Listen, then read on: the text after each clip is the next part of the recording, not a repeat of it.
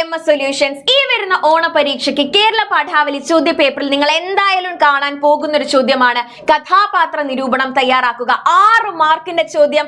എങ്ങനെ ഉത്തരം എഴുതണം, എന്തൊക്കെ കാര്യങ്ങൾ ശ്രദ്ധിക്കണം എന്ന് മുഴുവനായും മിസ് ഈ ഒരു വീഡിയോയിൽ പറഞ്ഞു തരും. അപ്പൊ നിങ്ങൾ ഈ വീഡിയോ സ്കിപ്പ് ചെയ്യാതെ ഇരുന്ന് കാണുക. അതിൽ തന്നെ ഏറ്റവും സാധ്യതയുള്ള ചോദ്യമാണ് കർണന്റെ സ്വഭാവ സവിശേഷത വ്യക്തമാക്കുക, അതല്ലെങ്കിൽ കഥാപാത്ര നിരൂപണം എഴുതുക.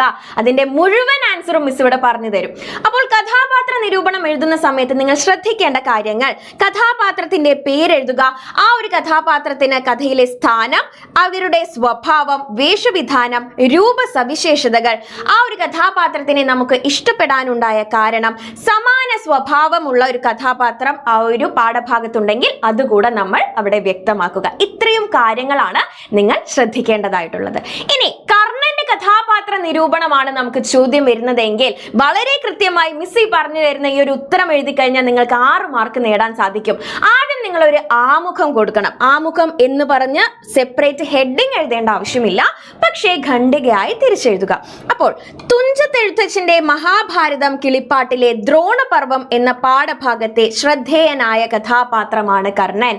നമ്മളൊരു കഥാപാത്ര നിരൂപണം എഴുതുന്ന സമയത്ത് ആ ഒരു കഥാപാത്രം ഏത് പാഠഭാഗത്തിലേതാണ്, ആരാണ് അത് എഴുതിയിട്ടുള്ളത് എന്ന് കൂടെ നമ്മൾ അവിടെ രേഖപ്പെടുത്തണം. അംഗരാജ്യത്തിന്റെ അധിപനും വില്ലാളി വീരനുമായ കർണൻ ദുര്യോധനന്റെ ഏറ്റവും വിശ്വസ്തനായ സുഹൃത്താണ്. ഇനി അടുത്തത് കർണന്റെ സ്വഭാവ സവിശേഷതയിലേക്ക് നമുക്ക് കിടക്കാം. ഇങ്ങനെ ഒരു ഹെഡിങ് എഴുതേണ്ടതില്ല. കുരുക്ഷേത്ര യുദ്ധത്തിൽ ഭീഷ്മർ ശരശയ്യയിലായപ്പോൾ അടുത്ത സേനാപതിയായി ദുര്യോധനൻ ആരെയായിരുന്നു വിചാരിക്കുന്നത്? കർണനെ ആയിരുന്നു, അല്ലെ? അപ്പോൾ ദുര്യോധനൻ പരിഗണിക്കുന്നത് കർണനെയാണ്.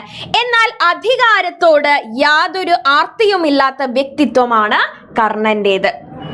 പാഴ്വാക്കുകൾ പറഞ്ഞ് ഞാൻ ആരെയും സന്തോഷിപ്പിക്കാറില്ല എന്ന് കർണന്റെ വാക്കുകളിൽ അദ്ദേഹത്തിന്റെ സത്യസന്ധതയും യാഥാർത്ഥ്യബോധവും വ്യക്തമാക്കുന്നു. തന്റെ കഴിവിൽ അഹങ്കരിക്കാതെ കൗരവപ്പടയിൽ ഏറ്റവും യോഗ്യനായ ദ്രോണാചാര്യൻ സേനാപതിയാകണമെന്ന് കർണൻ ആവശ്യപ്പെടുന്നു. മഹാവീരനായ ദ്രോണർ ഉള്ളപ്പോൾ മറ്റൊരാളെ ആ സ്ഥാനത്തേക്ക് അന്വേഷിക്കേണ്ടതില്ലെന്ന് പറയുന്നതിലൂടെ അദ്ദേഹത്തിന് മുതിർന്നവരോടും ഗുരുതുല്യരോടുമുള്ള ആദരവും വിനയവും പ്രകടമാകുന്നു. ദ്രോണർക്ക് ശേഷം താൻ സേനാപതിയാകാമെന്നും അദ്ദേഹം നയിച്ചാൽ കൗരവർക്ക് ദുഃഖിക്കേണ്ടി വരില്ലെന്നും പറഞ്ഞ് ദുര്യോധനന് കരുത്തേകാനും കർണൻ ശ്രദ്ധിക്കുന്നുണ്ട്.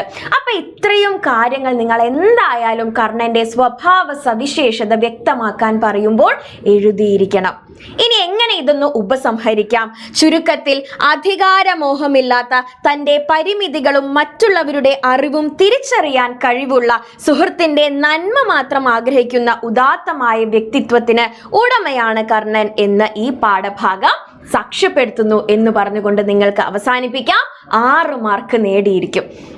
ഇതുപോലെ തന്നെ നമുക്ക് ഇനിയും കഥാപാത്ര നിരൂപണങ്ങൾ പഠിക്കാനുണ്ട്. വെങ്കിടേഷ് അയ്യങ്കാരെ പോലെയുള്ള ചോദ്യങ്ങൾ നമുക്ക് എക്സാമിന് പ്രതീക്ഷിക്കാവുന്നതാണ്. അപ്പൊ അതിന്റെ എല്ലാ മുഴുവൻ ചോദ്യങ്ങളും ഉത്തരങ്ങളും നിങ്ങൾക്ക് നേരത്തെ ലഭിക്കാൻ, നേരത്തെ തന്നെ പ്രഡിക്ഷൻ PDF-ഉം വീഡിയോയും ലഭിക്കാനായിട്ട് നിങ്ങൾക്ക് നമ്മുടെ RMS എക്സാം സ്പെഷ്യൽ ബാച്ചിലേക്ക് ജോയിൻ ചെയ്യാവുന്നതാണ്. ജോയിൻ ചെയ്യാനായിട്ട് ഈ ഒരു നമ്പറിലേക്ക് കോൺടാക്ട് ചെയ്യുക, അതല്ലെങ്കിൽ താഴെ ലിങ്ക് കൊടുത്തിട്ടുണ്ടായിരിക്കും. ആ ഒരു ലിങ്കിൽ കയറി നിങ്ങൾ രജിസ്റ്റർ ചെയ്യുക. അപ്പോൾ ഇന്ന് വൈകുന്നേരമുള്ള നമ്മുടെ ഫുൾ ചാപ്റ്റർ റിവിഷനും അതുപോലെ തന്നെ നാളത്തെ പ്രഡിക്ഷൻ ലൈവും ആരും മിസ്സാക്കരുത്. മാക്സിമം ഫ്രണ്ട്സിലേക്ക് ഷെയർ ചെയ്യുക. അടിപൊളിയായിട്ട് നമുക്ക് പഠിക്കാം.